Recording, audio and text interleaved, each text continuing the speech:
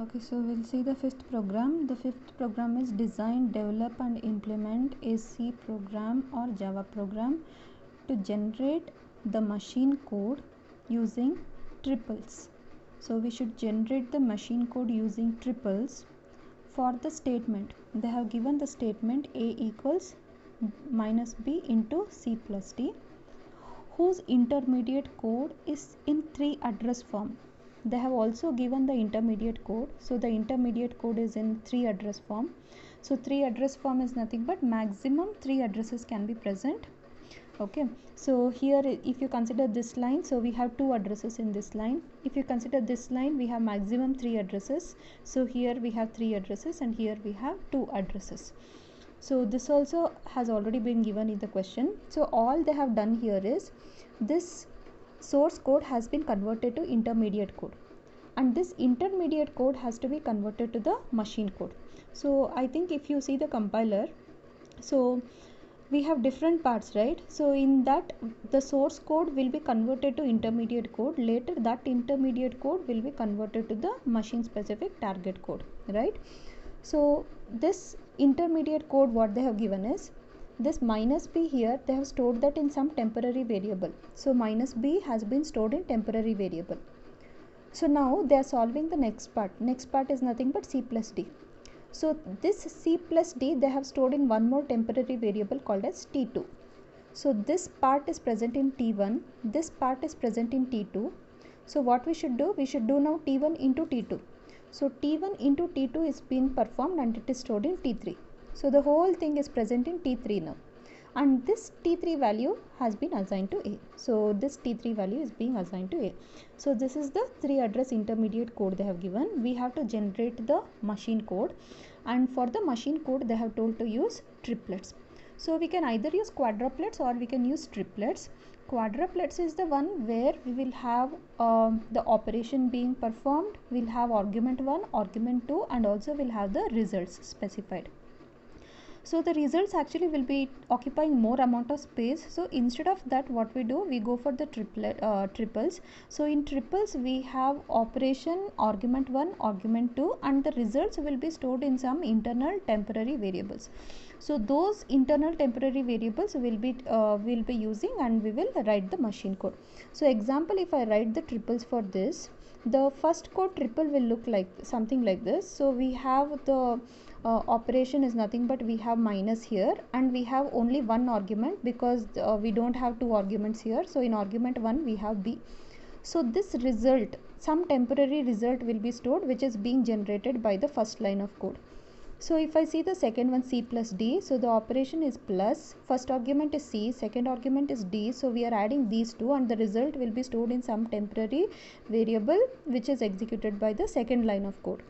So the third one, t1 into t2, that is the result which is generated by the first line of code should be multiplied with the result that is being generated by the second line of code and then it is being stored in the third one.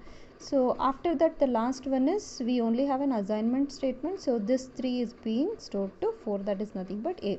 So the triples will look something like this. So that triples, if we have to convert to machine language, so you can see here all we are doing is we are moving this value to a variable, right? So directly we cannot move to t1. So t1 is a temporary variable we have used. So directly we cannot move to it. We have to move it through the registers itself. So first what we will do, we are using move. So this minus p is being moved to a register r0 and from r0 we are moving it to one more temporary location called as t1. Okay, so this part is being done now. This part is being done now. So the second line of code, what is in the second line of code? We should move c plus d and we should store it in t2. So to add c and d and to store it in t2, what we do here is first we are copying c into some temporary register. So we are copying it into r0. So r0 is the register we are using here. So for that r0 we are performing an add where we are adding the value d to the value that is present in the r0. So here what is happening, this will act as a source as well as a destination. So whatever value is there in the R0, that will be added with the D, and the result will again be stored in the R0 itself. So later we are copying whatever the result is there in R0, we are copying that to T2. So this is how addition is being performed. So if I have to perform a multiplication, so multiplication is nothing but T1 into T2, the result is being stored in T3. So if I have to perform this multiplication, we have the result in T1 now. See, we have already got the result of T1, we have already got the result of T2 here. So whatever value is there in T1, that we are copying to R0, and we are multiplying T2 value with R0, and the result will be stored in R0. Okay, so now the result is in R0, that R0 value we are copying it to T3. So the last one, whatever we have in T3, that should be copied to A. So what we are doing here is, whatever the result we have got the T3 here, so whatever the result we have got here, that is copied to R0, and from R0 we have to copy it to A. So we have to write the code for this. So the code for this, it looks very simple. So all we are doing is, we are storing the input in a file, in one file whose file pointer we have considered it as fp1. So fp1 is the file pointer where we have stored our input, and we are copying the output to one more file whose file pointer is fp2.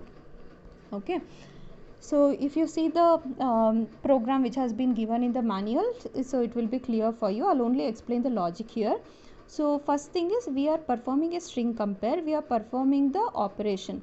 So if the operation we are going to perform is equals, see, that is this operation. If the operation we are performing is an equals here, so what we are doing here is, if the operation we are performing is equals, we have to perform two things. So one is move and one more is move. Okay, sorry. So here the operation will be equals and here it will be minus. So here we have to perform two operations, one is move and one more is move. So all we are doing is fprintf, so file pointer 2, we have to write move. See here, how does the code look like? Move R0 minus B, right? So we are writing it as move R0, and what is this minus B? Minus B is nothing but it is argument 1. So in argument 1 we have minus B. So move R0 comma, we have written percentage S, and what is percentage S? Percentage S is nothing but it is the argument 1. The second line of code is move T1 R0. So again we are writing fprintf in the output file pointer. So move, we are writing percentage S, and then we are copying R0 to that percentage S, and what is there in the percentage S? In the percentage S is nothing but it is the result. So the result will be copied in this particular percentage S. Okay, so next is what will we do if it is an addition? See, if it is an addition or multiplication or subtraction or division, this will remain the same. So whenever it is a multiplication or division or subtraction, so these three things will be performed. One is, we will have a move, then we will have an add or multiplication or divide or subtract depending on what operation it is, and finally we'll have one more move. So again we are comparing what is the operation. So if the operation is plus, we have to write three printf statements. So one printf statement will be move, one more will be add, one more will again be move. So move, it is R0C, R0D, T2 R0. So it is R0 percentage S, which is nothing but argument 1, R0 percentage S, which is nothing but argument 2, and finally we are moving the result to R0, which is nothing but the result. Okay, so the same thing applies for this also. As I said, if it is an multiplication or if it is an division or if it is an subtraction, this remains the same, but only thing that will change is the opcode what you are writing here. So if it is multiplication, you have to write opcode multiplication. So this will remain the same. So after that, finally this, for this again the same thing, whatever you have written for equals. So here also the operation we have specified is equal. So again this particular code will again apply same for this also.